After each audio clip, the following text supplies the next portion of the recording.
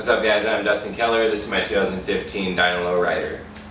2015, 16, 17, all have the same ignition switch. It's a known thing from Harley Davidson that they're no good and they come loose. They will recall it one time, it's my dealer said anyway. So now it's come loose for the second time, and I figured out how to tighten it. There's no other videos on here of how to do that, so hoping to help somebody out.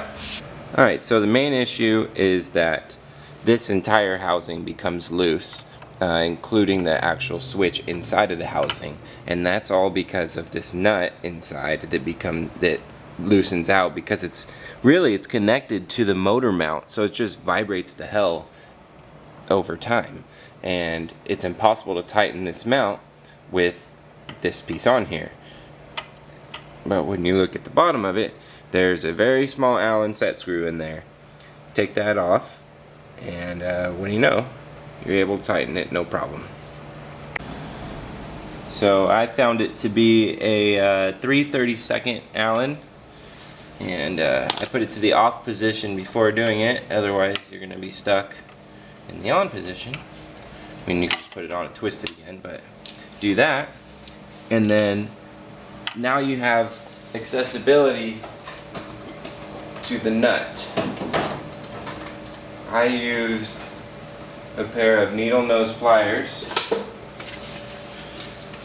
Now that you have accessibility to the nut, you can take a pair of needle nose pliers. You know, I know this isn't the prettiest way to do things, but so see, that screws right off.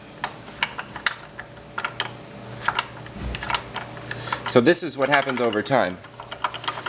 Now you have a loose ignition, and once your ignition is loose like that, you can put it to the run position, you know, and you're riding and it's moving around so much that it'll actually kill your bike.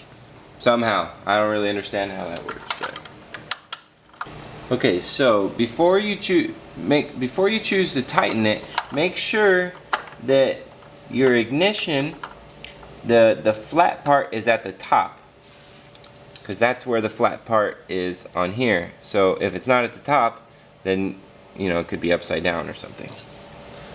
So I hold the back of the ignition switch right here to hold it in place, and then just get this guy on here finger tight. You know, here we go.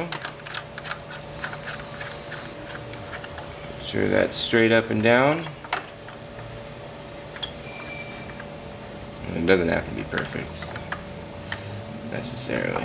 Make sure that's straight up and down, and then I just grab my pliers, give it a little love. You know, it might scratch it a little bit, but who really gives a shit? What you really want to do is eliminate this altogether and put the FXDL system on there. Your Harley dealer can do it. I want to say it's about 115 bucks. Just for the 1 hour of labor, because all they do is plug it into the computer and go beep boop bop, and then completely bypasses the switch altogether. So see, now it's all solid, it's not moving. It's gonna be good for another 69,000 miles.